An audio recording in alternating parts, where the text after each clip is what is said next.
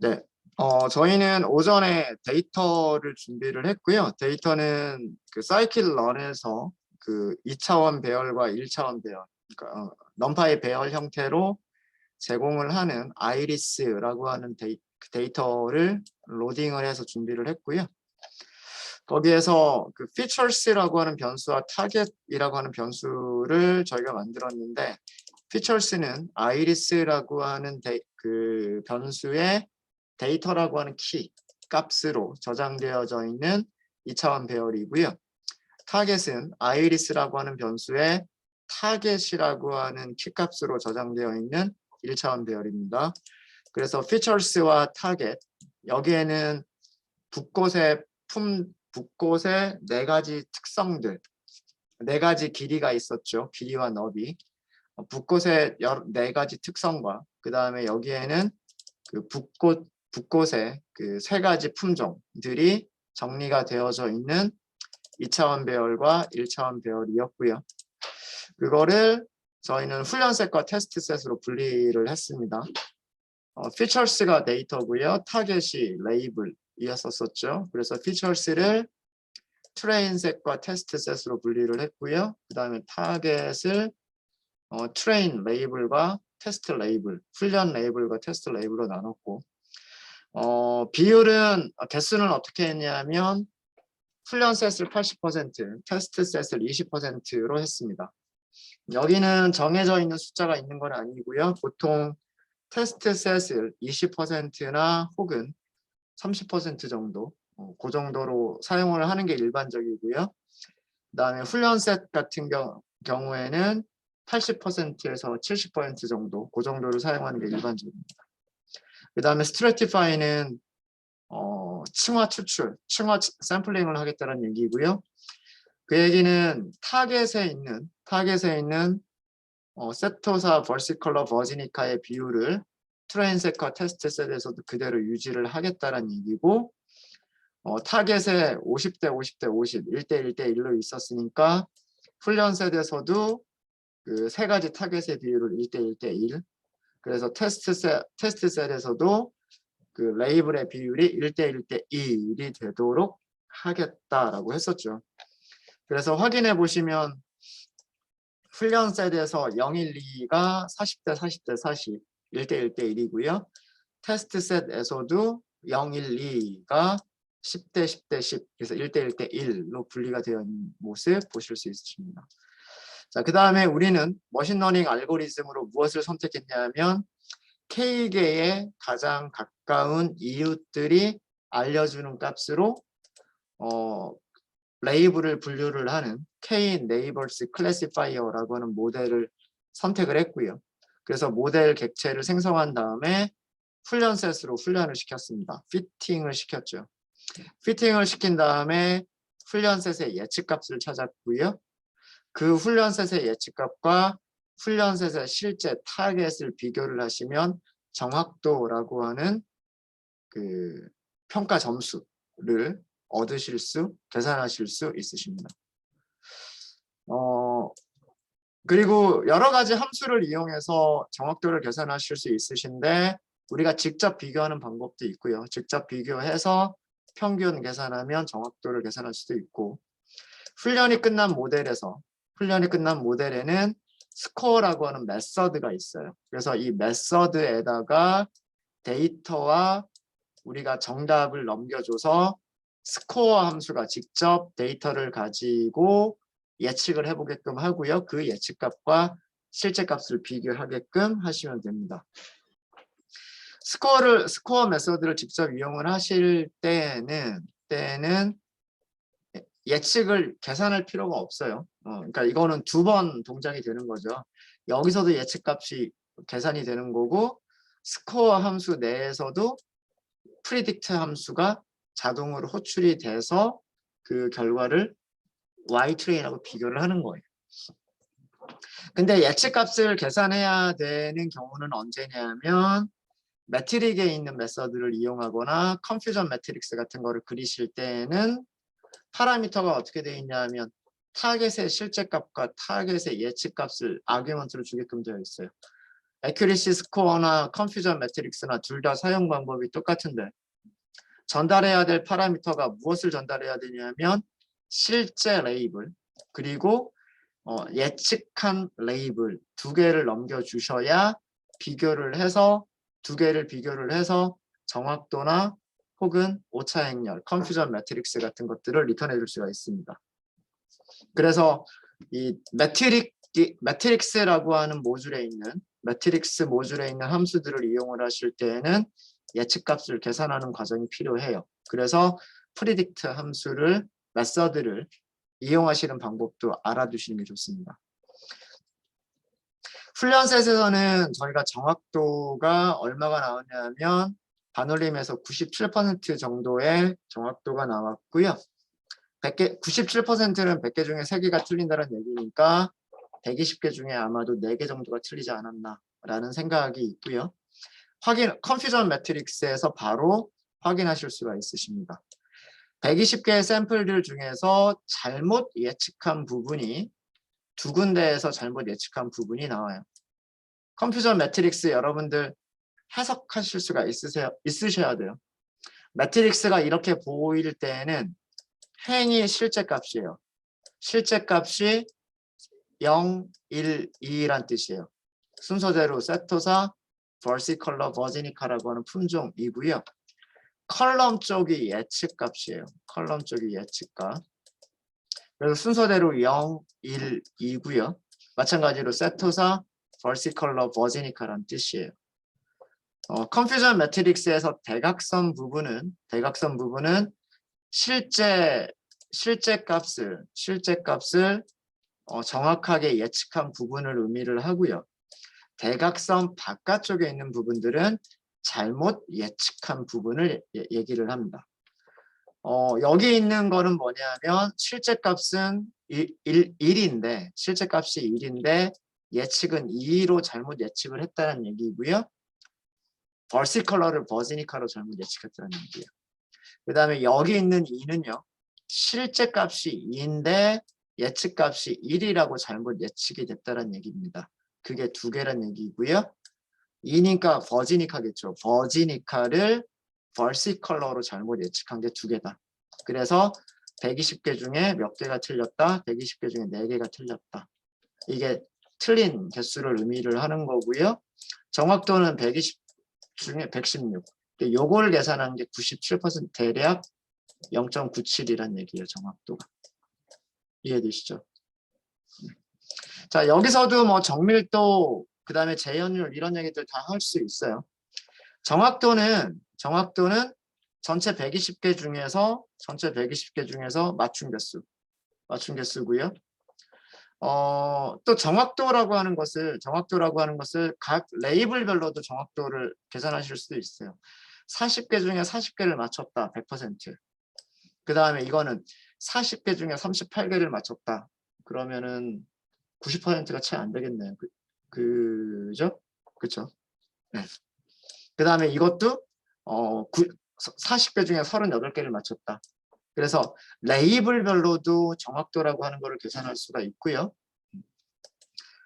그 다음에 정밀도와 재현율이라고 하는 개념은 정밀도는 양성으로 예측한 것들 중에서 정답의 비율이라고 말씀을 드렸죠.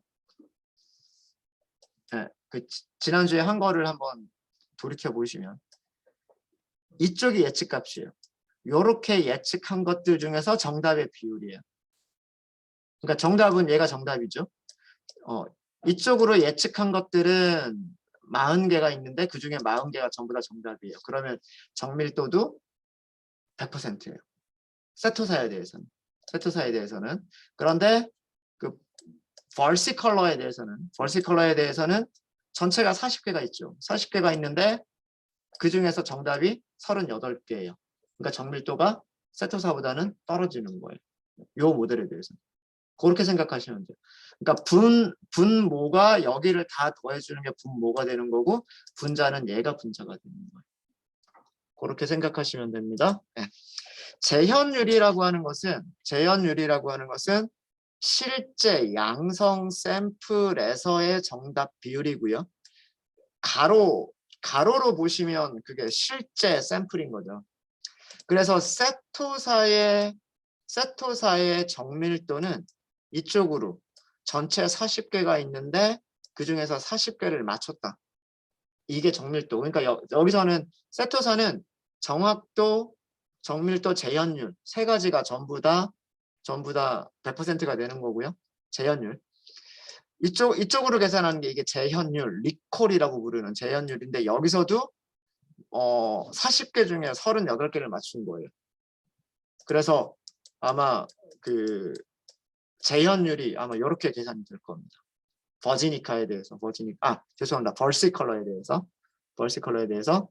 그다음 버지니카에 대해서도 전체 40개 샘플 중에서 맞춘 게 38개예요. 이게 재현율이 되는 겁니다. 뭐 그런 식으로 계산된 것들은 무엇으로 확인해 보실 수 있으시냐면 그 중간에 하나 더 넣을까요? 중간에 하나 넣으면 클래시피케이션 리포트, CLF 리포트라고 할게요. 트레인 리포트라고 할까요? 트레인 셋에 대해서만 하는 거니까 트레인 리포트라고 할게요. 클래시피케이션 리포트라고 하는 메서드고 얘도 사용하시는 방법이요. 사용하시는 방법이 똑같아요. 매트릭스라고 하는 모듈이 가지고 있는 함수들을 보면 뭐 정확도, accuracy score, confusion matrix, 그리고 지금 사용하려고 하는 classification report라고 하는 이 함수도 보면 첫 번째 아규먼트가 실제값, 두 번째 아규먼트가 예측값이에요. 그렇게 넘겨주시면 되는 겁니다. 무슨 말인지 아시겠죠? 그러니까 y true에는 무엇을 넘겨주시면 되냐면 y train, 이게 실제값이 되는 거고요.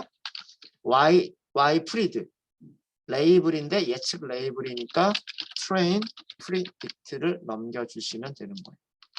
이렇게 해서 프린트를 해보시면 train report를 프린트를 해보시면 이런 얘기가 나오는데 0에 대해서는 정밀도, 재현율, F1 스코어, 그리고 정확 이게 전부 다 1.0이 나오고요.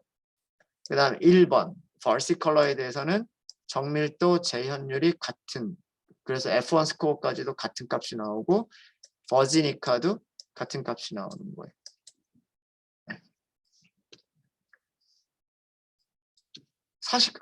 그렇죠. 0.95라는 거 계산해 볼게요. 0.95라고 하는 게 38개 나누기 40개. 이거 해보시면 0.95죠. 0.95. 정밀도와 재현율이 전부 다 같은 결과가 나올 수 있었던 건 아까 제가 어떻게 계산한다 그랬어요. 네. 아까 제가 정밀도는 이렇게 계산하는 거라고 말씀드렸죠. 그 다음에 재현율은 리콜은 이렇게 계산하는 거라고 그랬죠. 이렇게. 그렇기 때문에 이런 숫자들이 나오는 거예요. 이런 숫자들이. 똑같아요. 40분의 38, 40분의 38 똑같이. 세터사는 전부 다 100% 맞추는 거고요. F1 스코어는 뭐라 그랬어요? F1 스코어는 정밀도와 재현율의 역수들의 평균의 역수라고 그랬죠. 역수들의 평균의 역수라고 그랬어요. 그 얘기는 뭐냐면 2 나누기 0.0 1 나누기 0.95 1 나누기 0.95 더하기 1 나누기 0.95예요. 이거 계산하면 0.95예요. 이걸 계산하면.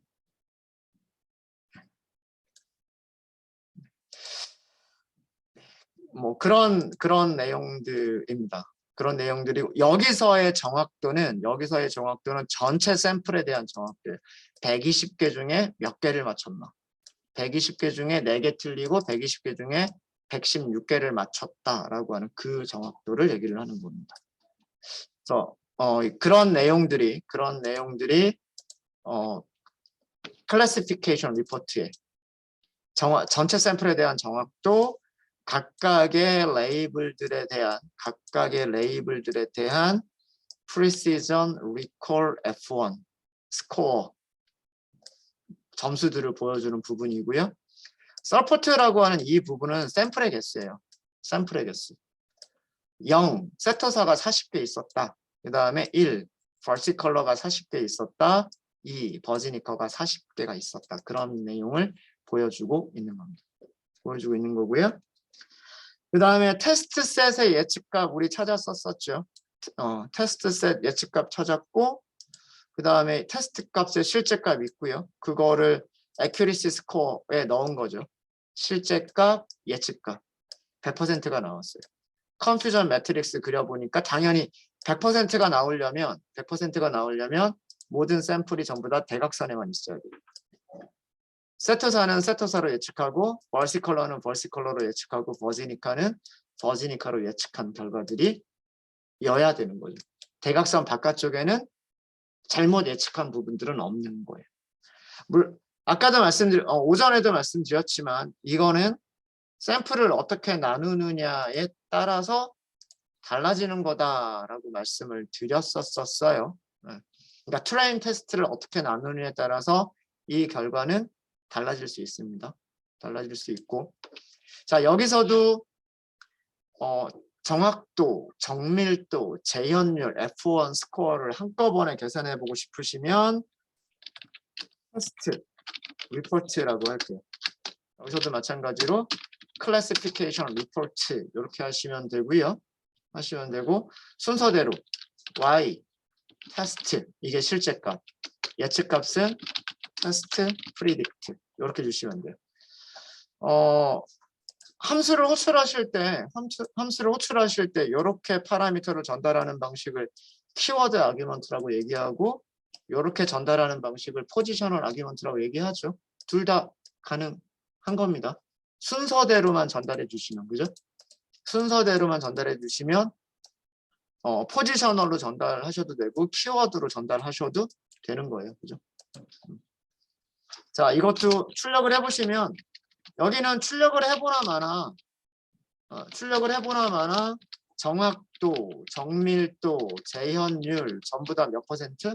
전부 다 100%, 1.0이 나와야 돼요. 전부 다. 여기 우선 첫 번째 accuracy, 정확도 부분은 30개 중에 30개를 맞췄다. 그런 얘기고요. 그런 얘기고, precision, 정밀도는 예측들 중에, 예측값들 중에서 정답의 비율이 몇 개냐 이런 뜻이에요. 예측값들 중에서 정답의 비율이 얼마냐 이런 뜻이고요. 그 다음에 recall, 재현율은 실제 값들 중에서 정답의 비율이 얼마냐 이게 recall. 그리고 F1 스코어는 두 값의 조합 평균이에요. 두 값의 평균. 그래서 100%니까 평균 내도 100%다. 이런 내용이 되는 겁니다. 이런 내용. 나머지도 마찬가지고요. 네, 자 여기에서 제가 용어를 정리해 드린다라고 말씀을 드렸었죠. 과대 적합이라고 하는 얘기를 합니다. 영어로는요, overfitting이라고 얘기를 해요. overfitting. 여기는 좀 두꺼운 글씨로 할까요? 볼드체로. 과대적합이라고 하는 거는 뭐냐면 훈련 셋에서의 평가 점수가 테스트 셋에서의 평가 점수보다 더 좋은 경우를 과대적합이라고 얘기를 하고요. 일반적으로 지도학습에서는 이게 일반적인 경우예요. 일반적으로 지도학습, 영어로는 supervised라고 말씀을 드렸었죠. supervised learning. 지금 저희가 하고 있는 KNN은 지도학습의 한 가지 종류예요. 지도학습의 한 가지 종류인데 일반적으로 지도학습에서는 과대적합이 발생하는 경우가 많습니다.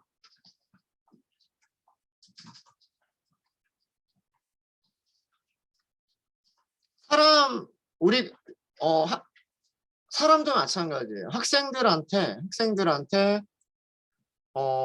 문제지와 정답을 다 알려주고 나서 그 문제를 토시 하나 안 받고 그대로 시험 문제를 냈을 때의 학생들의 시험 점수와 그 다음에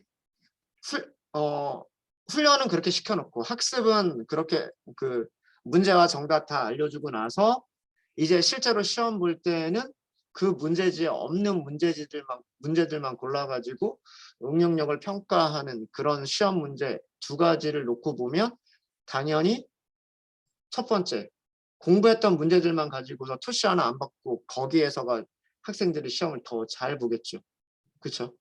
네. 사람하고 똑같아요. 네. 머신러닝도 똑같습니다. 슈퍼바이스드 지도학습에서는 과대적합이 발생하는 경우가 일반적이에요.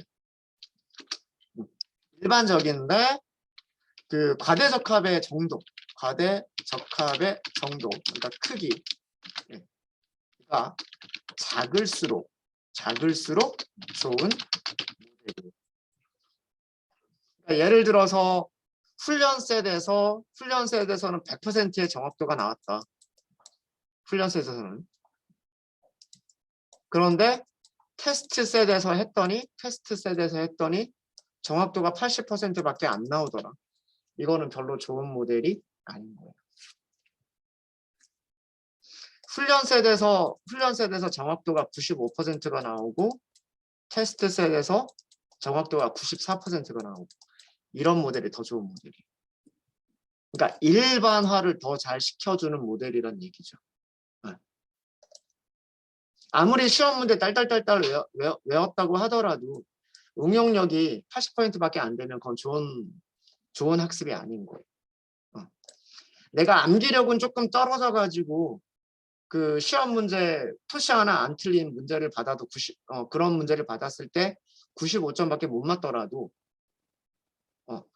공부를 하지 않은 그런 문제가 들어왔을 때에도 94점을 받을 수 있는 그런 학생.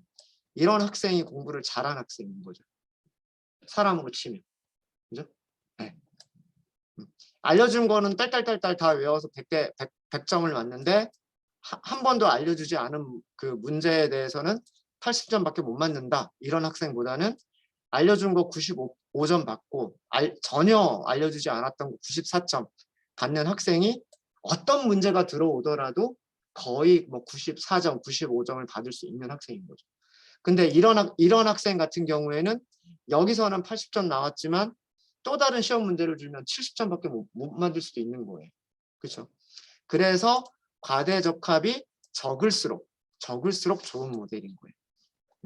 이게 일반적인 경우입니다. 일반적인 경우인데 지금 우리 모델은 어때요? 지금 우리 모델은 훈련셀에서는 97%밖에 안 나왔어요. 그죠?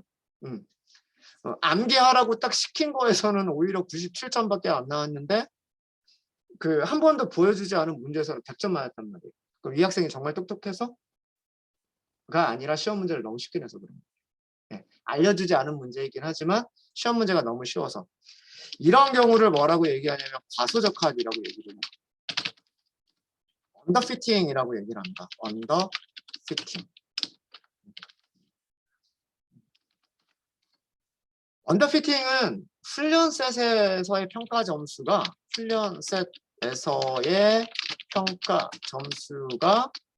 테스트셋에서의 평가 점수보다 낮은 경우, 반대로 낮은 경우를 과소적합이라고 얘기를 해요. 과소적합이 일어나는 경우는 그렇게 많지는 않아요. 과소적합이 일어나는 경우는 그렇게 많지는 않은데 어떤 경우에 보통 많이 일어나게 되냐면 보통 샘플의 개수가 적은 경우 과소적합이 나타나는 경우들이 있어요.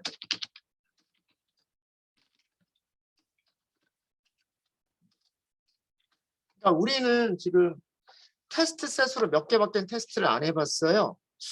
30개? 그죠? 30개밖에는 테스트를 안 해본 거예요.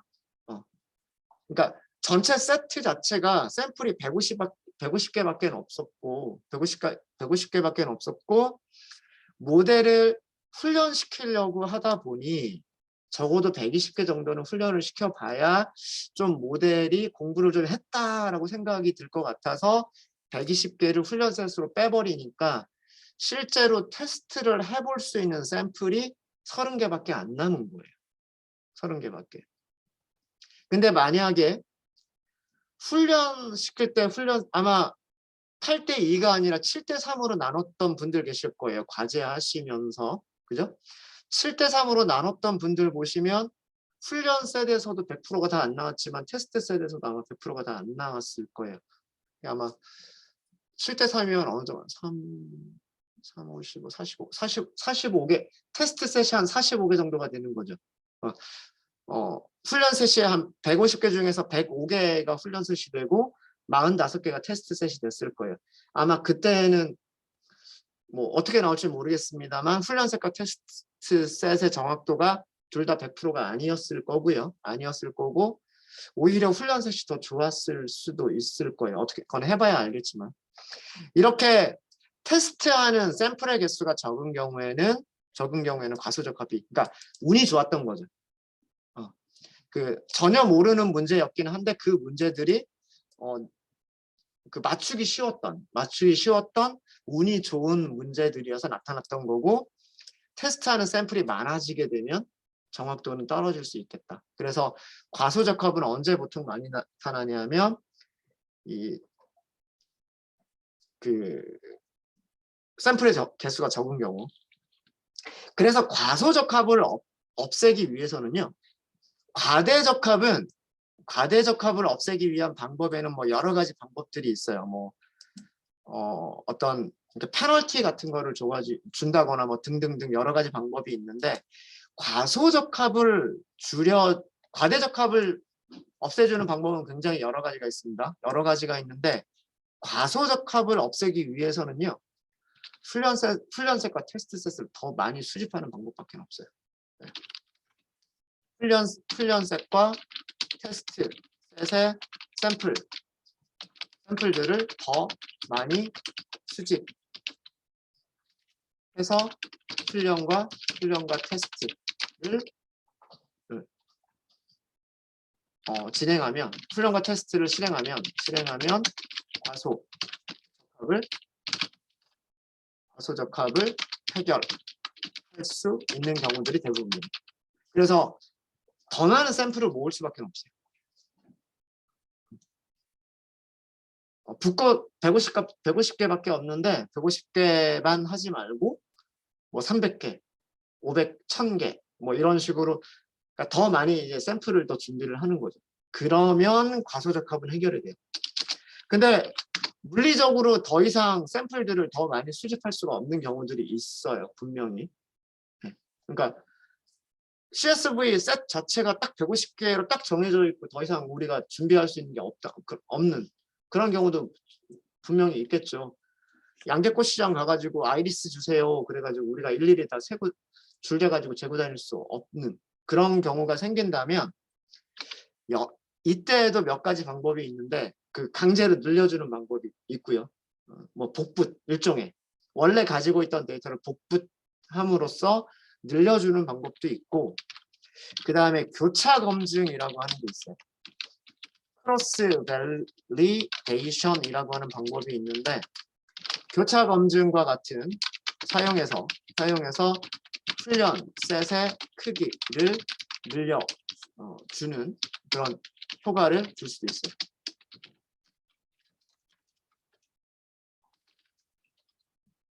그래서 저희가 교차 검증 부분은 나중에 어떻게 하는지 말씀을 드릴 거예요. 여기서는 말씀 안 드리고요.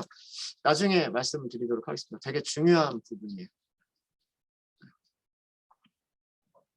실제로 훈련셋이 늘어나는 건 아닌데 훈련셋이 더 많아지는 것과 같은 똑같은 효과를 줄 수 있는 방법이 교차 검증이라고 하는 방법이 있습니다. 요거는 나중에 말씀드릴게요. 그래서 그 머신러닝에서 나오는 용어들 되게 중요한 용어들을 지금 말씀을 드렸어요. 과대적합, 과소적합, 교차 검증. 아직 교차 검증의 개념은 설명드리진 않았지만 과대적합과 과소적합의 개념은 설명을 드렸습니다. 네, 드렸죠. 이런 일들이 일어날 수 있다. 그리고 그런 것들을 해결하기 위해서 과대적합을 해결하는 방법은 뭐 여러 가지 방법이 있고, 아직 말씀 안 드렸는데 과소적합을 해결하는 방법이 있고, 용어에 대해서 조금만 더, 그러니까 만약에 비유를 하자면은요, 비유를 하자면 피팅, 제가 지난주에 어떤 비유를 들었었냐면, 옷을 사러 갔을 때 피팅룸에서 옷 입어보고 자기 몸에 맞는 옷인가 안 맞는가를 맞춰보는 거라고 말씀드렸죠. 오버피팅이라고 하는 얘기는 뭐냐면 머신러닝 모델이 그 훈련 데이터에 너무나 꽉 맞아버리는 거예요. 그러니까 여러분들이 옷을 사러 갔어요. 옷을 사러 가서 정말 셔츠도 타이트하게 몸에 딱 맞는 셔츠, 바지도 스키니진 그냥 몸에 딱 달라붙는 그런 옷을 사는 것. 그게 오버피팅이에요. 그렇게 옷을 딱 샀죠. 그래서 핏이 되게 예쁘게 딱 나왔어요. 근데 한 2, 3일 저녁에 술 먹고 났더니 배가 나와가지고 그 옷이 허리가 커졌어요. 그러면 어떻게 돼요? 옷 입었을 때 옷이 망가진단 말이에요. 그죠? 그게 오버피팅이에요. 머신러닝 모델이 데이터에 너무 꽉 맞아요. 데이터만 딱 설명하게끔 머신러닝 모델이 만들어져서 그것 이외에 다른 데이터가 들어오면 굉장히 정확도가 떨어지는, 그게 과대적합이에요. 그러니까 훈련 셋에 너무나 너무 꽉 맞는다. 오버피팅, 너무 꽉 맞는다. 언더피팅은 그 반대인 거죠. 내 몸보다 너무 큰 옷을 사거나 내 몸보다 너무 작은 옷을 사버리면 데이터들이 잘 맞지 않는다는 그런 개념인 거예요. 그런 식으로 비유를 해볼 수도 있을 것 같습니다. 과대적합과 가소적합은. 네. 그래서 지도학습은 어쩔 수 없이 과대적합이 발생하는 경우가 일반적이고, 그러면 좋은 모델이라고 하는 것은 그 정도가 작은 모델일수록 좋은 거예요. 그 정도가 작은 모델일수록. 그러니까 옷을 살 때 약간 내 몸보다 약간만 큰 옷으로 사가지고, 그 다음에 내가 뭐 살이 찌든 약간 살이 좀 빠지든 적절하게 입을 수 있는 그런 옷을 사는 게 살이 찌든 빠지든 괜찮겠죠? 그런 모델이 좋겠다라고 하는 거예요. 네. 그래서 과대적합의 정도가 작을수록, 그래서 훈련셋과 테스트셋을 둘 다 정확도를 체크를 하는 거예요. 훈련셋, 테스트셋 정확도도 계산을 하고 테스트셋의 정확도도 계산을 해서 일반적으로 이런 정도의 어떤 정확도가 나오겠구나 하고 모델을 평가를 하는 겁니다. 자, 이제 그 다음 단계가 뭐냐면 데이터 준비하고 데이터 탐색하고 훈련셋과 테스트셋 분리했고, 그 다음에 어떤 모델 하나를 정해서 훈련시키고 평가를 해서 쓸만한 모델인지 아닌지를 파악을 했으면, 이제 그 다음에는 그 모델을 사용하기로 결정을 했으면, 예를 들어서 지금 우리가 한 KNN을 사용하기로 결정을 했으면 성능을 더 좋게 만들어 볼 수 있겠는가를 테스트해 보는 거예요. 그게 뭐냐면 모델 튜닝입니다. 모델 튜닝. 이게 일반적인 순서예요. 머신러닝을 하는 일반적인 순서가 데이터 준비, 데이터 탐색, 그 다음에 데이터를 분리를 하고 모델을 생성하고 훈련하고 평가한 다음에 딱 선택을 하고 나서 더 좋게 만들 수 있느냐라고 튜닝을 하는 거예요. KNN에서 튜닝을 해볼 수 있는 거는 뭐냐면 KNN에서는 K값 변화시키는 것밖에 없어요. 별다른 튜닝할 수 있을 만한 게 별로 없고요. 그래서 KNN에서의 K값, 여기서 K값의 의미는 가장 가까운 최근접, 한자로는 최근접이라고 하는데 가장 가까운 이웃의 개수, 그게 K가 의미하는 거예요. 그러니까 가장 가까운 이웃 하나만 가지고서 예측을 할 거냐, 가장 가까운 이웃 2개를 가지고 예측을 할 거냐, 가장 가까운 이웃 3개를 가지고 예측을 할 거냐인데 K 값이 바뀔 때마다 K 값의 변화에 따른 정확도가 어떻게 변하는지 이거를 보고서 정확도의 변화 이거를 우리가 해보면 어떤 K 값이 가장 좋은 모델인가를 볼 수가 있겠다라고 하는 겁니다. 자, 그래서 K 값은요. K 값은 이렇게 한번 해볼게요. K values라고 하는 거를요. numpy.a range 적어도 한 개 이상은 있어야 될 거 아니에요, 그죠? 한 개 이상은 있어야 될 거고 훈련셋 전체가 120개여서 그 가장 가까운 이웃으로 선택할 수 있는 값은 사실은 120개까지도 가능하긴 한데 그걸 다 할 필요는 없어요, 그죠? 다 하는 거는 오히려 성능이 떨어진다는 걸 우리는 봤어요, 그죠? 그래서 전체를 다 한다라고 하는 거는 오히려 성능을 떨어뜨릴 수가 있고 뭐 저는 한 21개까지만 한번 20개까지만 해볼게요. 가장 가까운 이웃을 1번부터 21보다 작을 때까지라고 하면 가장 가까운 이웃을 1개부터 20개까지 테스트 하겠다는 얘기잖아요. 이거는 KNN 모델에서 사용할 K 값들 배열이고요. 그 다음에 train scores라고 하는 배열을 만들어 보도록 하겠습니다. 자, 이거는 뭐냐면 훈련 셋에서의 정확도를 저장할 리스트. 평가를 두 가지로 평가를 해봐야 되니까. 그 다음에 테스트 스코어스. 이것도 비어있는 배열로 만들게요. 얘는 테스트 셋에서의 정확도를 저장할 리스트. 그래서 이거를 따로따로 하는 이유는 뭐 때문이냐면 따로따로 하는 이유는 오버피팅이 얼마나 일어나느냐 혹은 언더피팅이 얼마나 일어나느냐 오버피팅이 얼마나 적으냐 언더피팅이 얼마나 적으냐 그거를 훈련셋과 테스트셋에서의 두 가지 정확도를 비교를 해보면 되는 거고요. 그 다음에 어떤 K값이 가장 좋으냐 K값이 얼마일 때 정확도가 가장 좋으냐를 볼 거예요. 그러니까 우리는 두 가지를 종합적으로 보겠다는 얘기예요.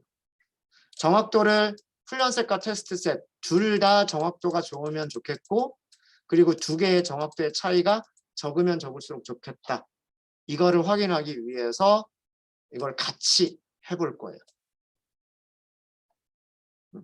자, 그러면 우리가 할 일은요. 위에서 했었던 작업, 오전에 했었던 작업을 그대로 반복만 하시면 되는 거예요. 어떻게 for k in k values 1부터 20까지 숫자 20개를 가지고 있는 배열에서 k 값을 하나씩 꺼내면서 kn은 여기서는 모델이라고 할까요? 아니면 CLF라고 할까요? 클래시파이어 분류기. KNN 분류기를 만드는 거죠.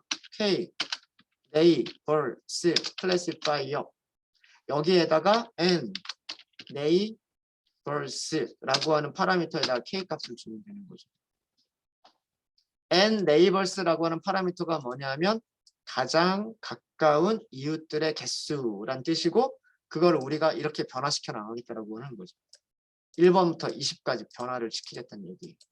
자, 이게 여기까지가 모델 생성. 모델을 생성했으면 그 다음 단계가 뭐예요? 모델을 훈련시키는 거예요. KNN, CLF, 훈련시키다 피팅룸에 들어가는 거예요. 피팅룸에.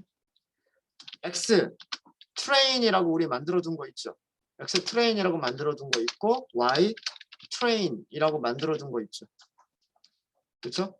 자, 변수 이름들을 보시면 얘가 그 훈련셋 120개 샘플, 120개 샘플에 4가지 특성을 가지고 있는 2차원 배열이고요.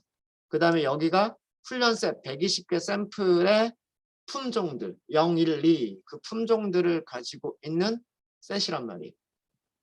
이해되시죠? 네. 그렇게 해서 여기까지가 이제 모델 훈련. 모델 훈련을 했으면 그 다음에 우리는 훈련 셋의 점수, 테스트 셋의 점수는 여러 가지 방식으로 할 수가 있는데 accuracy 스코어로 계산할 수도 있는 거고요. 혹은 KNN이 가지고 있는 스코어라고 하는 함수를 직접 이용하셔도 되는 거예요. 어떤 거를 이용하셔도 좋습니다. 프리딕트 안 해도 되니까 스코어 함수를 그냥 이용해 버릴까요? 트레인 셋의 accuracy는 어떻게 계산하시면 되냐면 KNN CLF 점 스코어 이렇게 하시면 아예 정확도가 한 번에 싹 나와버리죠. 그렇죠? 네. 예측값 따로 안 만들어도 스코어라고 하는 녀석이 예측값 만들고 예측값과 실제값 비교해서 정확도까지 계산해 준단 말이에요. 그래서 여기서 넘기는 게 순서 똑같이 넘기시면 돼요. X 트레인, Y 트레인. 이게 뭐냐면 훈련 셋에서의 정확도가 되는 거고요. 그 다음에 테스트 셋의 자, 이거를 만들었으면 얘는 어디다가 어펜드를 할 거냐면 여기다 어펜드를 할 거예요. 여기다가. 그것 때문에 비어있는 리스트를 만들었었던 거예요. 그래서 이거는 train scores에다가 append 하겠다. 무엇을? train 정확도를. 그렇죠? 네. 자, 이제 마찬가지 방법으로 테스트 셋에서의 정확도를 계산하시면 돼요. 테스트 셋에서의 정확도 KNN CLF 분류기 KNN 분류기 점 스코어 이렇게 하시면 되고 여기서는 X 테스트 이게 그 특성들의 배열이죠. 그 다음에 Y 테스트 이게 정답지란 말이에요. 그래서 테스트 셋에서 정확도가 얼마가 되는지를 계산해서 이거는 어디다 저장을 할 거냐면 테스트 스코어스에다가 append 하시면 돼요. 테스트 ACC.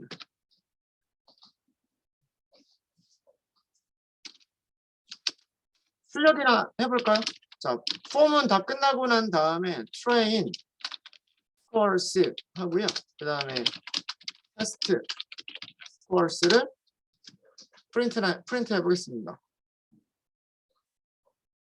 제대로 되신 분들은 100%, 97%, 95.8%, 95.8%, 96.6%. 이 숫자들이요. 이 숫자들이 네, 그렇죠. 네. 처음에 100%가 나오나요?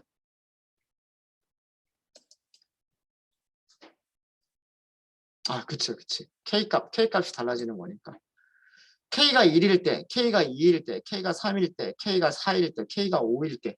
우리 아까 K 기본값이 K가 5였었죠. 그러니까 여기서 아마 96.6%라고 하는 게 훈련 셋이었을 거예요. 그 다음 여기가 0.96, 96%, 93%, 100%, 100%, 100%. 그 다음 다시 96% 이렇게 나오죠. 네. 이렇게 보실 수가 있으시고 숫자로 보는 것보다는 그죠? 숫자로 보는 것보다는 얘네들을 그래프로 그려보시는 게 시각적으로 확 드러날 겁니다. 네, 자, 요거 무엇 했는지 아시겠죠? 여기 반복문 코드 무엇을 한 건지 아시겠죠? 제일 처음에 K값 1을 준 거예요. 1. 그러면 여기가 1인 거예요. 1. 그러니까 가장 가까운 이웃 하나를 찾겠다. 훈련시키고 정확도 계산하고 추가하고 정확도 계산하고 추가하고. 그게 이제 바뀌면 두 번째 값을 꺼내면 K는 2가 되는 거예요. 여기가 2로 바뀌는 거죠. 나머지 코드는 그대로. 이런 과정을 거쳐서 트레인의 정확도들과 테스트의 정확도들을 뽑아낸 겁니다. 네, 여기까지 혹시 질문 있으십니까? 질문 없으세요?